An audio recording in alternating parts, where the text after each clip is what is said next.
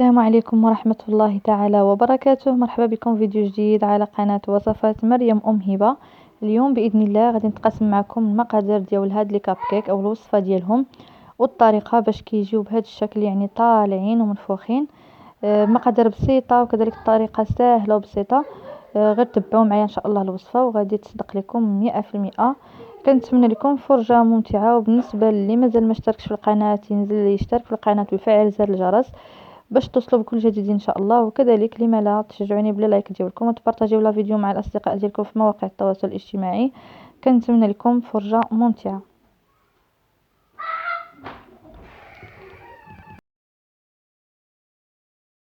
هنا غادي نعطيكم المقادير في نفس الوقت. الطريقه غادي ناخذ 3 ديال البيضات مع قبيصه ديال الملح في اناء اللي غادي نخدموا فيه هذا الخليط.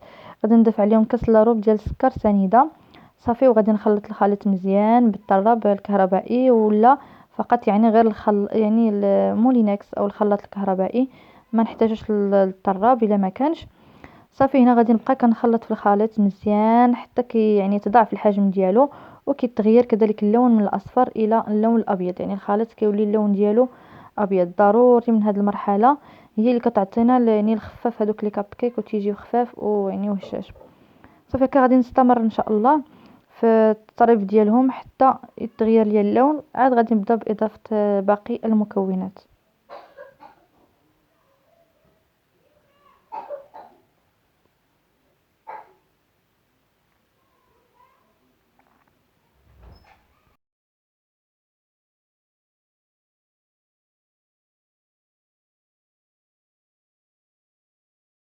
صافي كيف ما كتشوفوا الخليط ديالي هنا راه يعني تبدل ليه اللون. غادي نضيف نص كاس ديال زيت المائده، وغادي نضيف كذلك الحليب كاس وربع ديال الحليب دائما العبار بكاس ديال العنبه.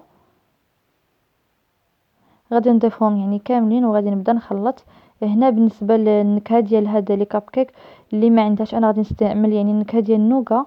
الا ما كانتش نستعملوا فقط يعني قشور ديال الحامضه ولا قشور ديال الليمونه ولا فقط الفانيلا، المهم على حساب المتوفر. المهم انا هنا راه غادي تشوفوا غادي نضيف واحد الكميه يعني القليل من النكهه ديال النوغا.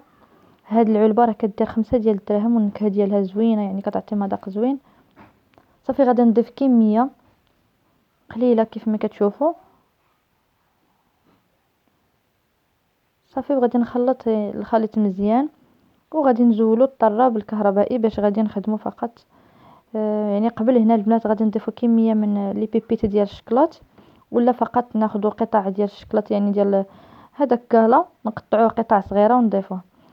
صافي وغادي نزولو الطراب وغادي نضيف الدقيق وغادي نضيف معاه 2 ديال الساشيات ديال خميره الحلويات من وزن 8 غرام.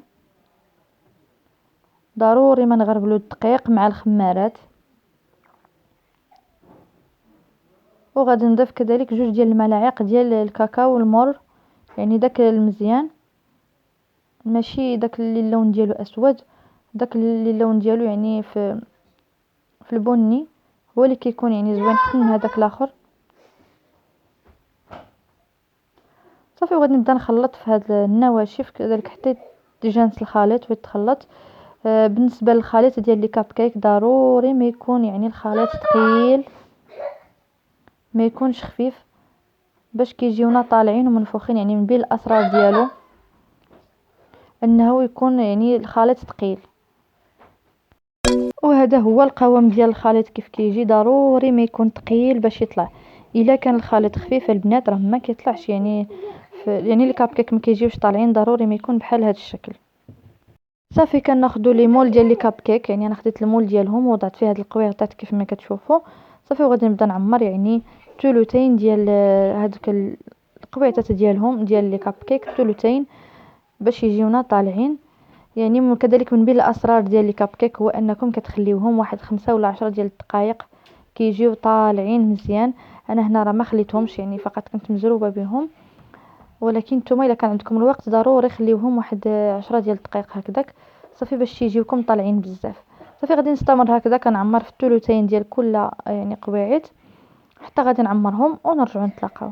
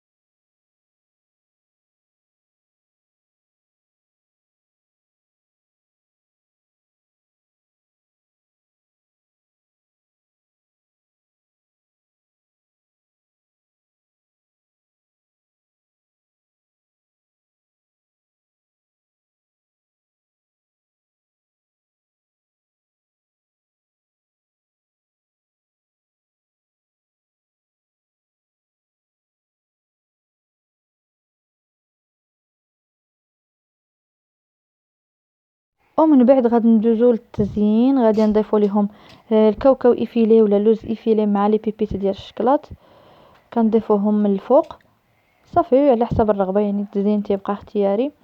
وغادي ندخلهم للفرن يكون ساخن ان شاء الله حتى كيطيبوا من التحت بحال الطريقه ديال الكيك، كيطيبوا من التحت ونعاودو نهبطوهم شويه كيتحمروا من الفوق، وكنخرجوهم ان شاء الله. وغادي نتلاقاو باش نشوفوا الشكل النهائي ديالهم كيف كيجيو.